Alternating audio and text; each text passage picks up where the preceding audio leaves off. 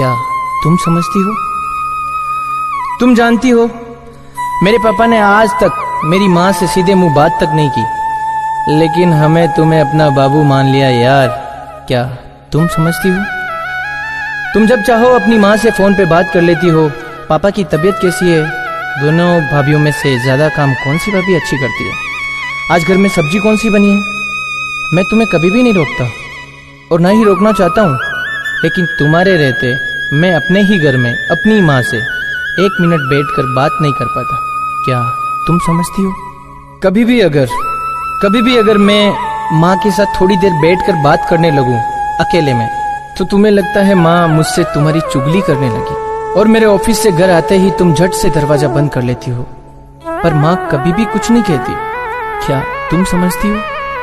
पापा ने जमीन खरीदी, दुकान खरीदी, ये घर बनवाया, कभी आज तक माँ से पूछा नहीं, सिर्फ बताया। कभी सलाह मशवरा तक नहीं किया। लेकिन मैं साला 250 की टी शर्ट भी खरीदता हूँ ना, तो तुमसे 300 बार परमिशन लेता हूँ।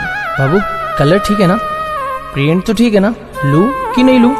क्या तुम समझती हो? जब कभी मुझे ऑफिस से घर आने में देर हो जाती है ना, तो तुम मुझे फोन पर मैसेज कर देती हो कि जाना सुनो, मैंने खाना खाकर फ्रिज में रख दिया है, तुम प्लीज निकाल कर खा लेना, क्योंकि मुझे बहुत नींद आ रही है। लेकिन माँ तब तक नहीं सोती जब तक मैं खाना खाकर यहाँ सोने नहीं आ जाता। अपने बेटे के लिए माँ के इस प्यार को क्या तुम समझती हो? गुप्ता आंटी माँ की इकलौती सहेली है। कभी किसी एक दिन शाम को आकर माँ के पास थोड़ी बैठकर हंसी मजाक सी करने लग जाए, तो उसी वक्त तुम्हें फुल वॉल्यूम में गाना सुनने का मन करता है। लेकिन जब कभी तुम देर तक सोती रहती हो ना, सुबह माँ अपनी कृष्ण जी की आरती भी धीमी आवाज में चलाती है, ये ध्यान रखते हुए कि कहीं तुम्हारी नींद ना टूट जाए। क्या तुम समझती हो? हाँ, तुम पत्नी हो मेरी, हमने 7 फेरे लिए हैं। जीवन के हर पड़ाव, हर परिस्थिति में तुम्हारा साथ देने की कसम खाई है मैंने। तुम्हारा पूरा हक बनता है मुझ पर, लेकिन जिस माँ ने मुझे 9 महीने अपनी कोख में रखा, उस माँ का हक क्या तुम समझती हो?